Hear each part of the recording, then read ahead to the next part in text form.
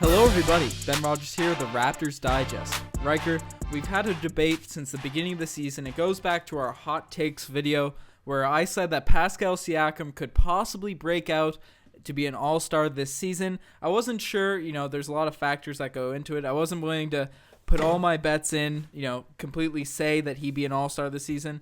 But right now, we're starting this video off. You guys read the title. I'm saying that Pascal Siakam is going to be an NBA All-Star this season. Right, and I'm certain he won't. I believe in his talents, but if you're throwing down... Certain? Yeah, I'm certain he won't.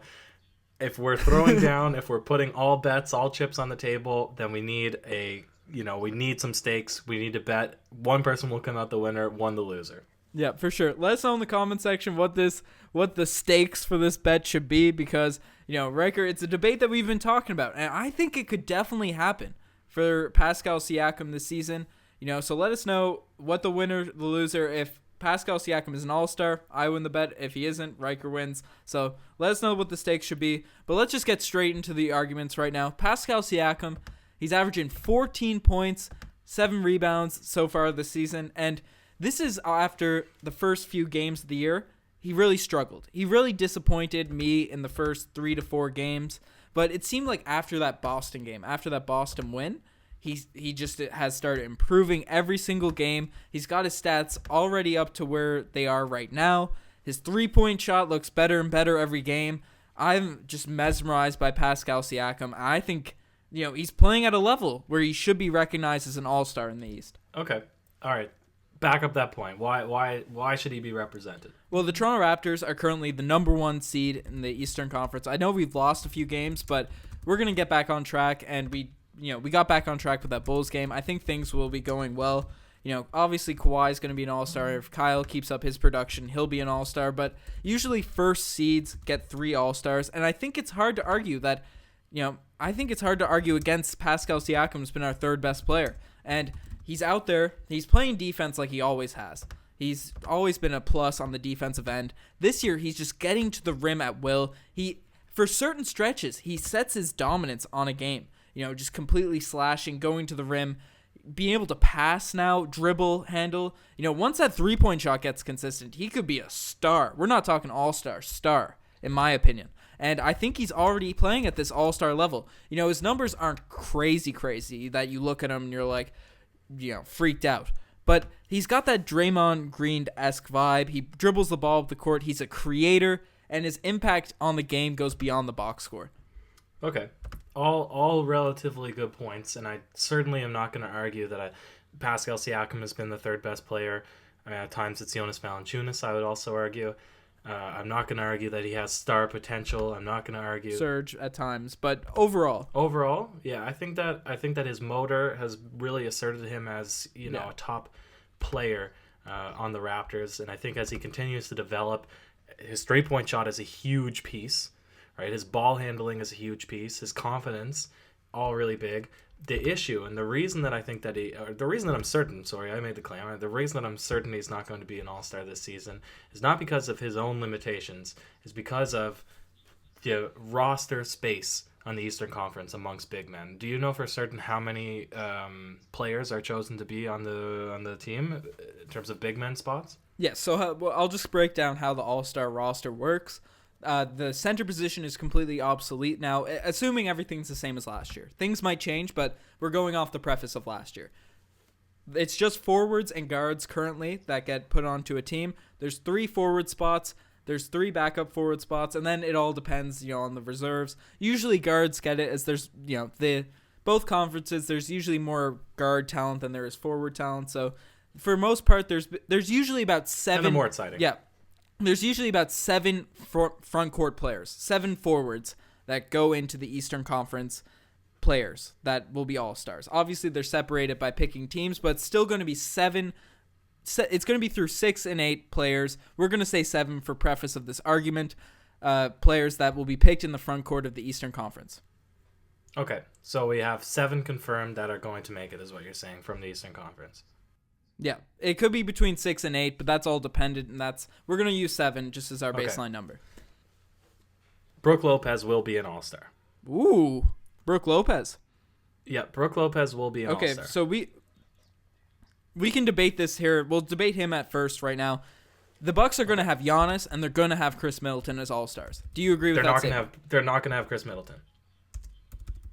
You think Brook Lopez will be an all-star over Chris Middleton?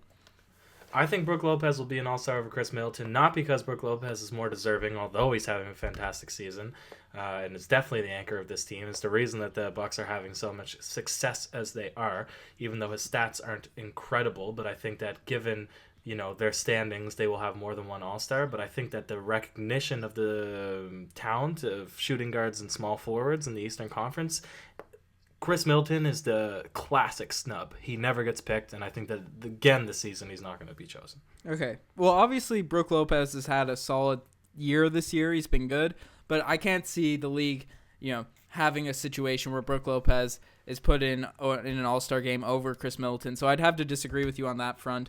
Other players, other forwards in the East that I think we'd agree on, obviously Kawhi, Giannis, Joel Embiid. Are there any other names I'm forgetting that we'd agree? And Blake Griffin. I think 4 of those guys would get in. Okay, so wait. Forwards. So forwards is including a power forward, small forward, and center. Yep.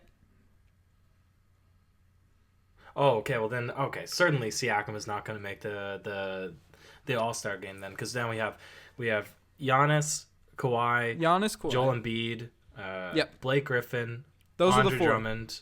I disagree with Andre Drummond. You think the Pistons will have 2 All-Stars? That's 5. Andre Drummond will not be an all-star this season. I definitely think it's possible. If you take out Andre Drummond, I would argue that Aaron Gordon is going to be an all-star this season because the Magic are finally having a positive season. He's really the number one guy. Him and Nikola Vucevic, they're going to have one all-star.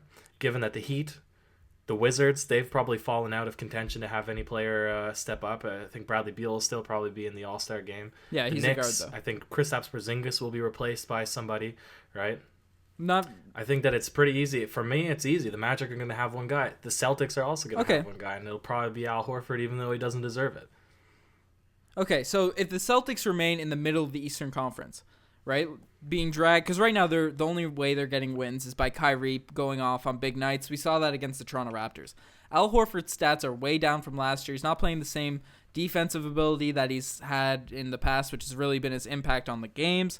I don't think Al Horford gets in over Siakam if the Raptors are the first seed. I think Siakam's just he's legitimately coming into his own as a Draymond Green-esque player. I don't even want to say Draymond Green light. He's creating. He's once he gets that consistent 3-point shot, he's gonna eclipse Draymond Green in my opinion.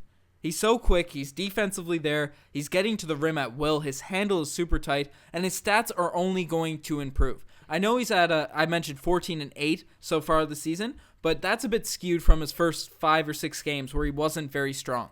If you just take what he's done ever since that point, he's really putting it together, and every game he's getting better. I think I don't see a world.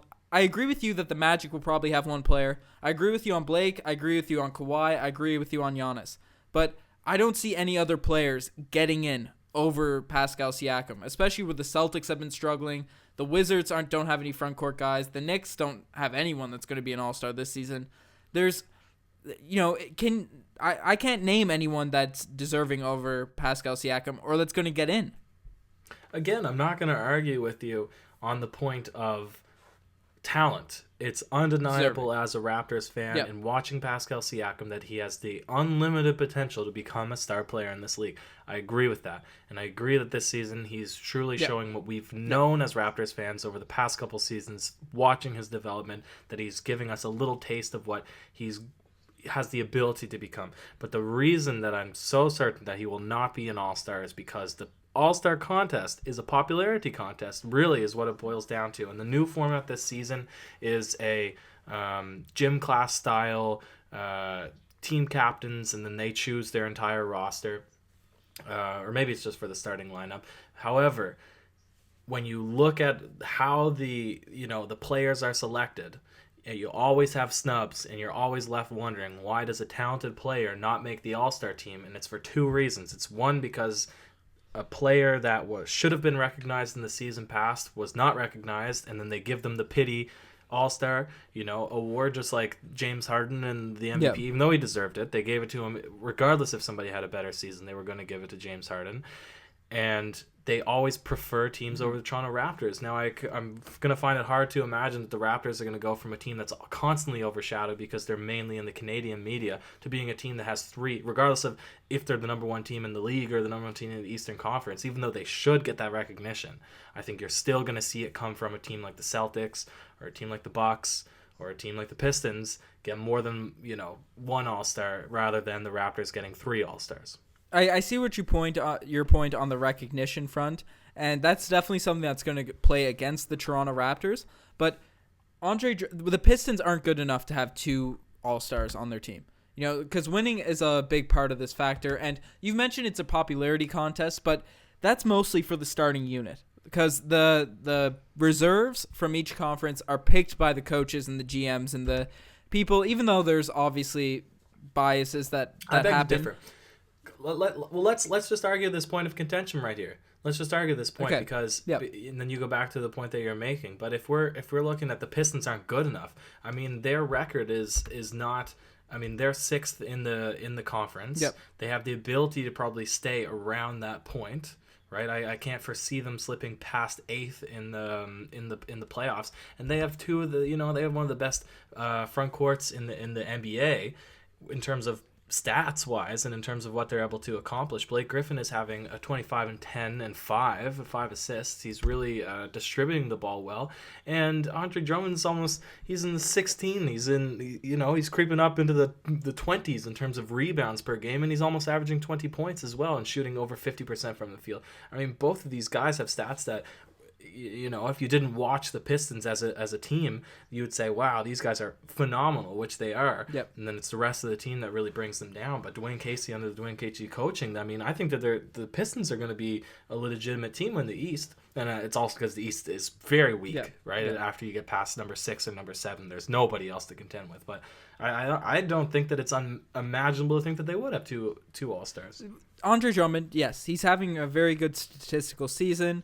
19 and 16, which are pretty substantial numbers. But as I mentioned, it's coaches and GMs that are picking these for the reserves. And we've seen guys, especially in the Western Conference, right? We've seen Draymond Green, because, that's Pascal Siakam's niche. He's not a guy that's going to have box score, eye-popping numbers like Andre Drummond currently has. He's not going to be that guy. I think they'll improve as the season goes along and we inch closer to the All-Star break.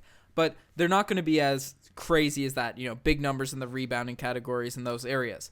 But people see a player's actual impact on a game. And Pascal Siakam has those qualities, and we both agree on this, where his impact is felt beyond the box score. It's felt on the defensive end, the creating ability. I sound like a broken record. I've said this, and people around the league see this as well. There's articles coming out on Pascal Siakam, it seems like every day, about how he's going to be the most improved player, or how he's going to break the NBA or something like that. Pascal Siakam is becoming recognized. He's becoming a name that's known throughout the NBA, and because we're the first seed, and the Pistons, they might sustain the 6th seed placement. We never know how that will work, but I don't see how Pascal Siakam can't get this All-Star nod this season. All right.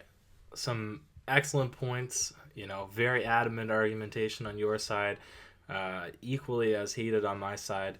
I think we're quite at a standstill in terms of what the outcome is going to be. I think, we're going to have a clear winner and a clear loser in terms of this debate, but hopefully it was interesting for everybody to watch. How about, any thoughts to clue us up? Let us know what you guys think. Do you think Pascal Siakam is going to be an all-star, or do you think he's not? Ryker and I both love him. We both think he's going to be an amazing player and definitely an all-star in the future, if you agree with that. But I think this is the year he's really going to be that guy. And yeah, let us know what you guys think. Check out the Twitter, the Instagram. Let us know in those comment sections as well. Those have been popping. Courtside Connect, I've been meaning to plug this on more Raptors Digest videos, but that channel is up and running. We got videos coming out on that, trying to be daily, trying to get as much as possible. So if you guys could check that out, support that, subscribe there, that would mean a whole lot to us. Any last words, Ryker? I am excited to see if people comment on what the bet is, because I think I'll be successful in whatever it is. You know that Riker is gonna be feeling the wrath of this wager. He's gonna be feeling the bait. Anyways, you're the best for listening. Rock out. Cheers.